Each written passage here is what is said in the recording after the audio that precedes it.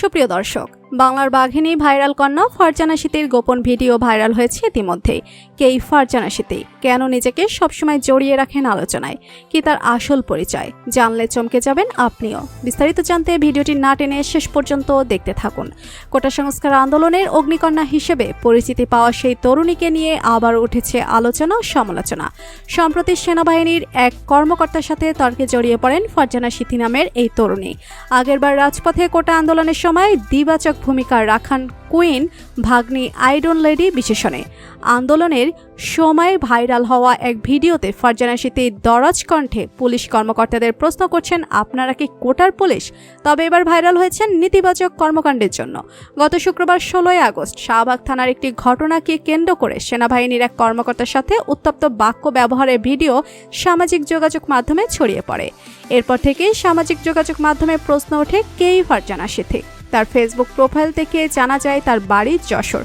তিনি আন্তর্জাতিক স্বেচ্ছাসেবী সংস্থা দ্য হ্যাঙ্গার প্রজেক্ট বাংলাদেশের বরগুনা সদরের সাধারণ সম্পাদক। ফেসবুক প্রোফাইল থেকে তার শিক্ষা প্রতিষ্ঠানের নাম জানা যায়নি।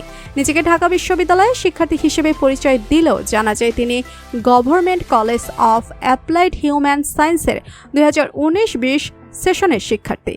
ইন্টারনেটে ছড়িয়ে পড়া তথ্যে ফারজানা সিথি বৈষম্য বিরোধী ছাত্র আন্দোলনের সমন্বয় হিসেবে প্রচার করা হলেও 158 সদস্য বিশিষ্ট সমন্বয়ের তালিকায় নাম পাওয়া যায়নি।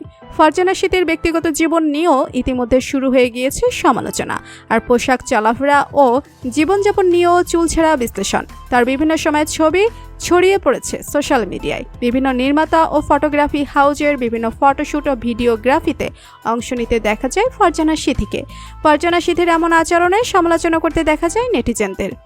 অন্যদিকে উস্কানি ও অপমানের মুখেও পেশাদারিত্ব বজায় রাখার জন্য প্রশংসায় ভাসছেন সেই সেনা কর্মকর্তা ক্যাপ্টেন আশিক। সেনাপ্রধানের কাছ থেকে পেলেন সম্মানসূচক সেনা গৌরব পদবি। সেনা কর্মকর্তার সাথে খারাপ আচরণ করার কারণে এক ভিডিওতে ফারজানা সিথি বলেন, গতকালকের ব্যবহারের জন্য আমি আপনাদের কাছে দুঃখিত।